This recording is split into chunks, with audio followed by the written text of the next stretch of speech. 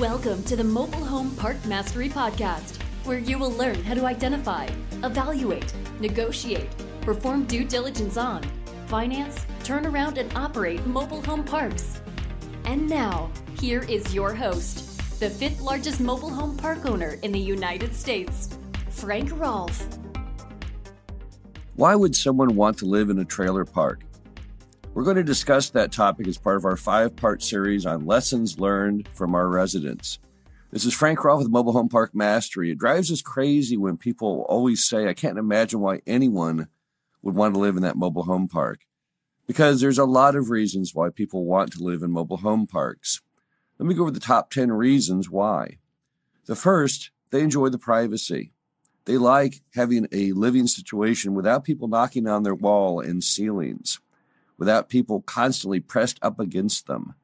They like the simple privacy, as we all do, of detached housing. And it certainly is a very driving force when your only other housing option at the price point at which mobile home parks charge are apartments, and typically Class B, Class C apartments. The second reason is they like the convenience of being able to park by their front door. It may not sound like a lot to you because you probably already parked by your front door.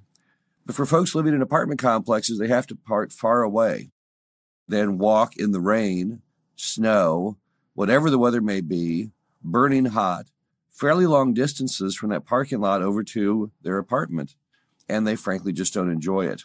How would you like to lug lots of sacks of groceries 50 yards or sometimes 100 yards from the parking lot over to your home? So again, they really enjoy that convenience factor. Number 3, they really enjoy having a yard. Who doesn't? A yard gives you not only that sense of privacy, but that additional living space, an outdoor living space where you can have outdoor furniture or a barbecue grill. And if you have a pet, it gives you a place for the pet to run around. So clearly, having a yard is a huge driving force for why you'd want to live in a mobile home park over an apartment. Next, the simple fact of being a homeowner. It's the American dream to own your own home. Those who live in apartments never have the dream. Those who live in mobile home parks typically always have that dream. They own the property. They can do with it as they like. They can paint it whatever color they want to paint it. They can knock out that cabinet. They can knock out that wall, make any alterations they want. They always have that stable base of knowing they own the home and it will always be theirs. So being a homeowner is, again, a huge part of why people would like to live in a mobile home park. Number 5, the sense of community. The Time magazine article called The Home of the Future, which raved about the sense of communities in mobile home parks, was completely on track. They called them the gated communities of the less affluent. Well, I don't know if that's actually accurate because a lot of folks living in mobile home parks are not the less affluent, contrary to the stereotype that mobile home parks commonly receive. Nevertheless, the article was very, very true. My partner Dave Reynolds lived in several of the mobile home parks that he owned, and in one that he lived in down in Hondo, Texas, he was really impressed by the sense of community of what he found.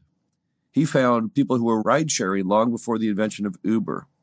He found people that were sharing all kinds of tasks and skills freely amongst each other to help each other. You needed childcare, they had you covered. You needed meals, but you couldn't get them because you were disabled or elderly. No problem. They would go and get them, make them, and bring them to you. Really, it was a sense of community that was stronger than probably any place you'll find on earth. You could move into that mobile home park as a single mother with very, very limited ability financially and transportation challenged, and they would basically take care of you. So it was a great supportive environment. And again, that's a huge item you get with virtually every mobile home park, is that unique sense of community, sense of belonging. It's almost like you belong to a club and everyone takes care of you. There's an old, in very poor taste, t-shirt that says, mess with me and you mess with the whole trailer park. But that's not entirely untrue. Many people feel a real sense of bond with those who live around them, just the same as you do in your neighborhood. And that sense of community is a very strong force. You never have that in an apartment complex ever. Number 6, being able to afford their housing. It's not talked about enough in America, but we're not doing that well financially. 70% of all Americans do not even have $1,000 in savings. So this is not really just an issue for those who really need affordable housing. It's true really 70% of Americans, they simply cannot afford where they're living. Now, for the lucky few who end up in mobile home parks, one of the great strengths of that decision is they can now afford to live where they live.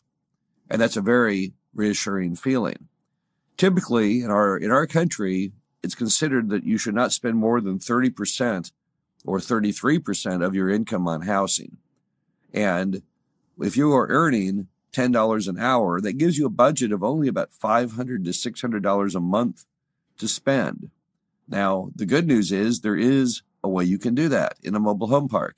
But the bad news is there's virtually nowhere else you can. The average apartment rent in America right now is running about $1,200 a month. The median single family is almost $200,000. So our traditional forms of housing, apartments and stick-built, simply are not affordable, not even close. Those folks living in apartments who are unable to pay the normal rent, well, they're subsidized by the U.S. government through Section 8. But is that really working for them? Probably not. Surely they'd be a little afraid of the program itself. The U.S. government can hardly afford to maintain the Section 8 program. Someone was interviewed on HUD on that same piece of National Geographic that I appeared on, and he admitted that they have to turn away about 2/3 of all applicants because they simply do not have enough funding. So if you want the peace of mind of truly affording where you live, the only option for millions of Americans is, in fact, the mobile home park. And on that same note, item 7, what they really like about the mobile home park is not only being able to afford it, but also to be getting a really terrific bargain. It's one thing to be affordable housing. It's a whole nother thing to be getting an unbelievable value. The typical lot rent, the average lot rent in the U.S. right now is running about $280 a month. So it's nearly $1,000 a month under apartment rents.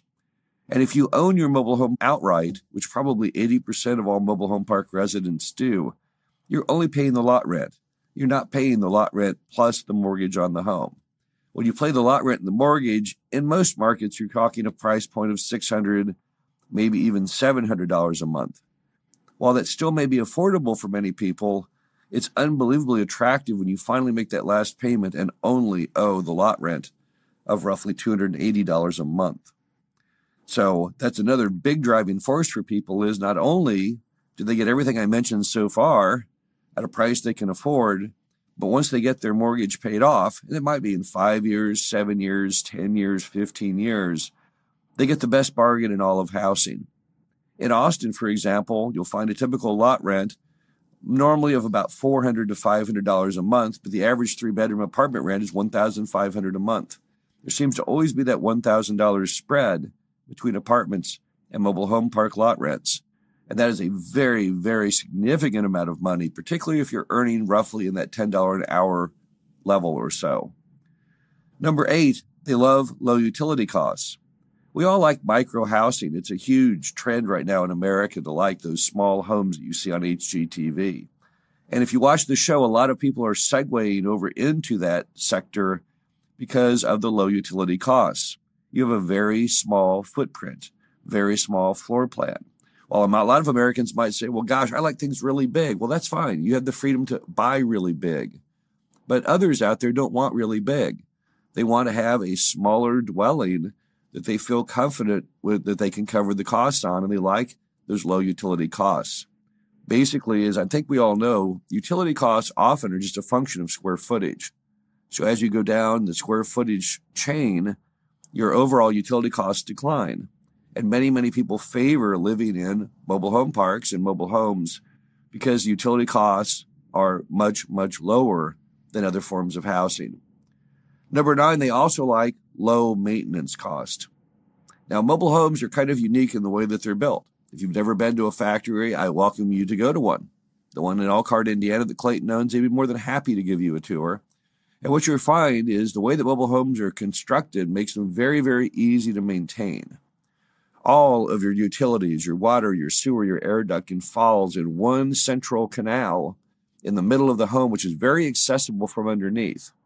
Unlike your house, which is probably built on a slab or pier and beam, these are not.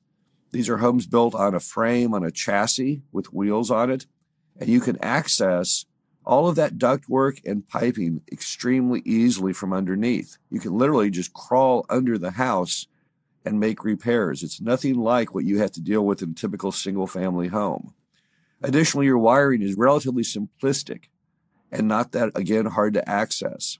Really, all of the typical features of a stick-built that would make it very, very expensive are not there on a mobile home.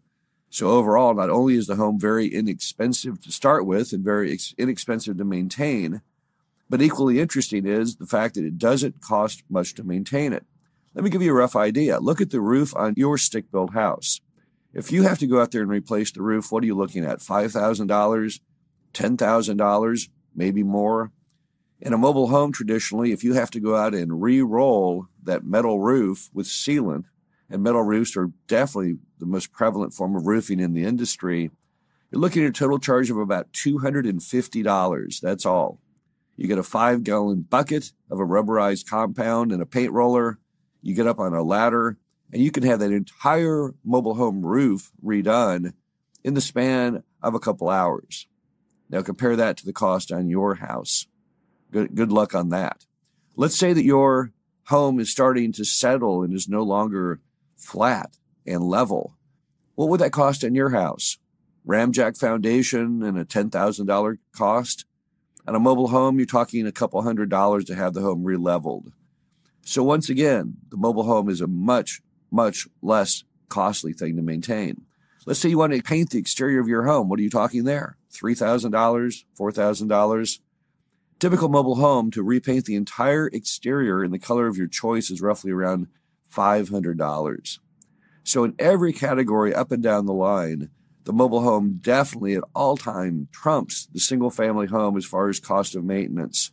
And when you don't have a lot of money to begin with and you're trying to live affordably, it's very reassuring to know that virtually anything that happens, you can cover.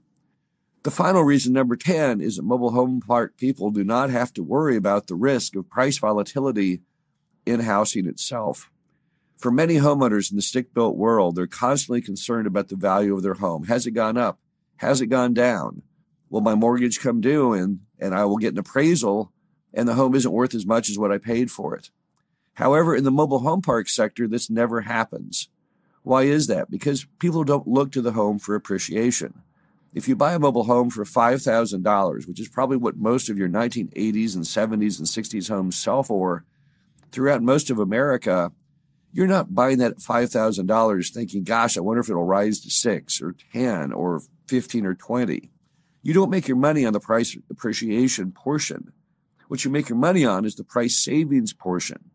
It drove me crazy when on one show I was on once, they brought on a goofy economist who said that mobile homes were a stupid idea for people because they just don't appreciate. What I guess the guy wasn't listening to was the fact that those people were saving $1,000 a month living in that mobile home. So they were chalking up $12,000 a year every year that they lived there. If they lived there 5 years, they saved $60,000. They were beating the single family people whose homes weren't appreciating by $12,000 a year, and they had no risk in doing it.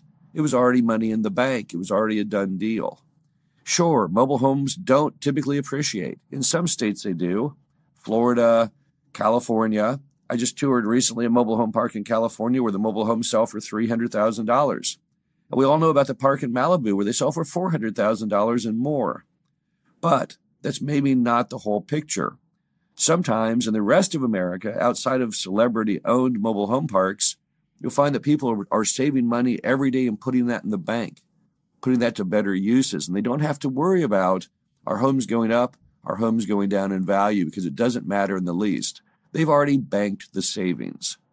So again, those are 10 reasons. There's surely more than that, but those are the top 10 reasons why people live in mobile home parks.